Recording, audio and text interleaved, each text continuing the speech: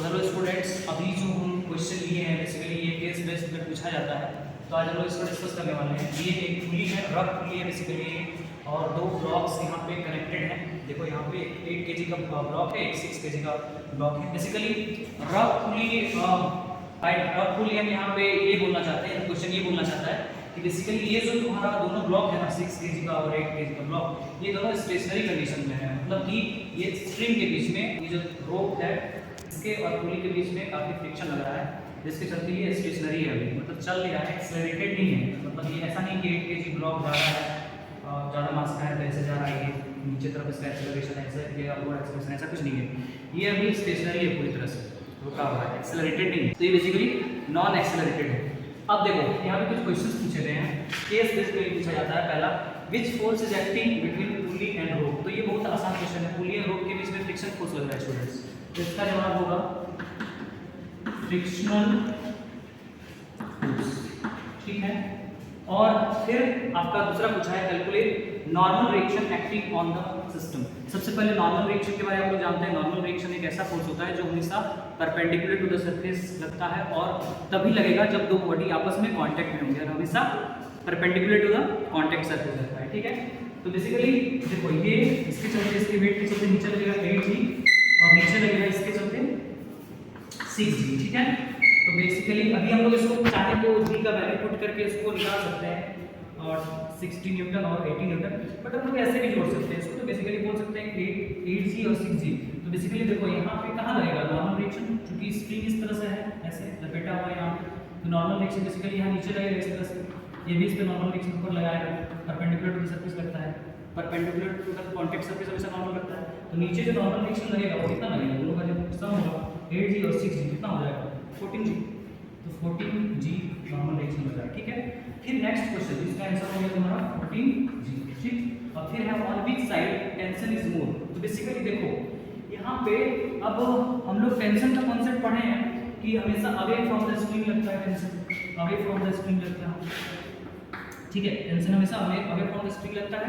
Plus हम लोग ये भी पढ़े बच्चों कि टेंशन जो है सिंगल स्ट्रिंग पे, मतलब कि सेम स्ट्रिंग पे टेंशन इज सेम एवरीवेयर। मतलब कि कोई एक सेम एक मान लो एक स्ट्रिंग है, सिंगल स्ट्रिंग, तो उस पे एक स्ट्रिंग पे जो टेंशन होगा ना वो हमेशा सेम होगा हर जगह। जैसे कि एक सिंगल स्ट्रिंग है तो सिंगल स्ट्रिंग पे टेंशन हर जगह सेम होता है, लेकिन देखो यहाँ पे ये भी ध्यान रखना है कि यहाँ पर फ्रिक्शन फोर्स लग रहा है बच्चों, फ्रिक्शन फोर्स लग रहा है। तो ये एक्सेलरेटेड नहीं है, समझ में आ रहा है, ये एक्सेलरेटेड नहीं है। तो चूंकि फ्रिक्शन फोर्स इसको चलने तो दे नहीं रहा है, तो यहाँ पे बेसिकली इसका जो आंसर होना चाहिए वो होना चाहिए 8g, ठीक है। इसका आंसर होना चाहिए 8g। इधर टेंशन फोर्स ज़्यादा लगेगा क्योंकि फ्रिक्शन फोर्स इसको चलने नहीं दे रहा है, स्लाइड नहीं कर रहा है, ऐसे मूव नहीं कर रहा है, ठीक है। तो यहाँ पे इस साइड वाले में ज़्यादा टेंशन फोर्स लगेगा, इसका आंसर होना चाहिए 8g। वैसे यदि एक्सेलरेटेड रहता और ये मूवेबल भी रहता, मान लो ऐसे घूम रहा होता, ये चल रहा होता, एक्सेलरेटेड होगा, तो हम लोग को ये पता है कि टेंशन एक सिंगल स्ट्रिंग पे हर जगह सेम होता है। तो टेंशन इसमें जितना होता है इसमें उतना ही होता है, बट यहाँ पे जो फ्रिक्शन फोर्स लगा है इसलिए यहाँ पे इसका आंसर 8g होना चाहिए, ठीक। अब नेक्स्ट है the force of friction acting on the rope is. कितना फोर्स ऑफ फ्रिक्शन लग रहा है, तो देखो यहाँ पे एक कॉमन सेंस लगा हम लोग कि फ्रिक्शन फोर्स कितना लग रहा है। सबसे पहले तो इसका हो जाएगा, देखो इस पे कितना लग रहा है नीचे तरफ 10 10 8 से कितना होता है 80 न्यूटन, और इस पे कितना हो जाएगा 60 न्यूटन नीचे तरफ।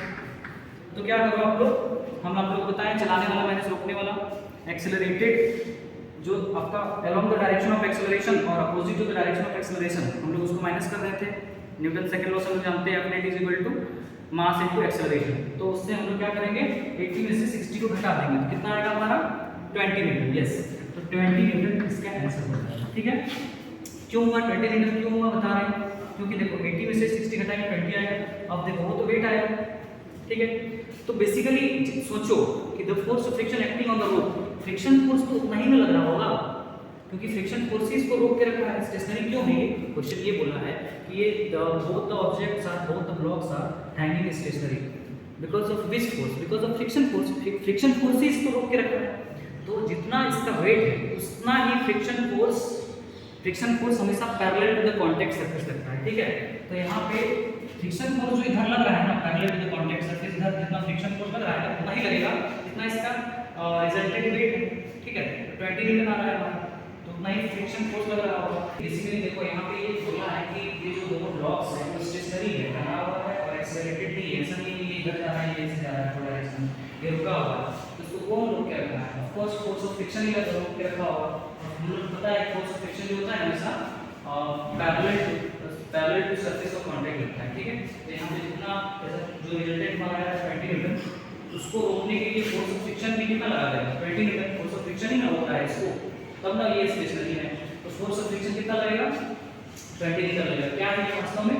एफएस मैक्सिमम, वास्तव में एफएस मैक्सिमम है, मतलब उससे थोड़ा सा यदि ज्यादा इसका वेट हो जाएगा तो ये चलने लगेगा। मतलब जो लिमिटिंग कंडीशन है एफएस मैक्सिमम मतलब लिमिटिंग फ्रिक्शन लग रहा है इसमें, ठीक है, लिमिटिंग फ्रिक्शन लग रहा है जो कि रोक के रखा है इसको, और उससे थोड़ा सा यदि ज्यादा इसका वेट हो जाएगा तो फिर ये एक्सेलरेटेड बॉडी हो जाएगा, फिर चलने लगेगा, ठीक है। इसलिए यहाँ पे 20 न्यूटन फोर्स ऑफ फ्रिक्शन लगा है। अगर लास्ट में पूछा है coefficient of friction of the pulleys, तो हम लोग जानते हैं एफएस का फॉर्मूला का फ्रिक्शन फॉर्मूला होता है US, coefficient of static friction into normal friction. तो क्या करेंगे, इसको निकालेंगे हम लोग, 20 न्यूटन दिया हुआ है और हमारा यूएस निकालना है, तो यू यहाँ पे कोएफिशिएंट ऑफ फ्रिक्शन है, ठीक है, कोएफिशिएंट ऑफ स्टैटिक फ्रिक्शन, और एन का वैल्यू दिया हुआ है हमारा, कितना निकालना है, तो इसको 140, ठीक है, छोटी चीज है ना, 10 से मल्टीप्लाई करो 140 हो जाएगा। तो ये कितना आएगा हमारा न्यू एक्स बराबर हो जाएगा हमारा 20/140, ठीक, ये हो जाएगा 1/7, ठीक। तो यहाँ पे कितना आ रहा है? कोएफिशिएंट ऑफ फ्रिक्शन 1/7 आ रहा है। लास्ट में पूछा है कि coefficient of friction of the pulleys, तो हम लोग को पता है फॉर्मूला है बराबर यूएस न्यूटन, ठीक है। वैल्यू पुट करो, डेटा जो दिया हुआ है 20 निकालने हैं पहले से, US coefficient of static friction है, नॉर्मल रिएक्शन 140, देखो 40 * 10 140 हो जाएगा, और यूएस निकाल दो 20/140 दैट इज 1/7, ठीक है। Thank you.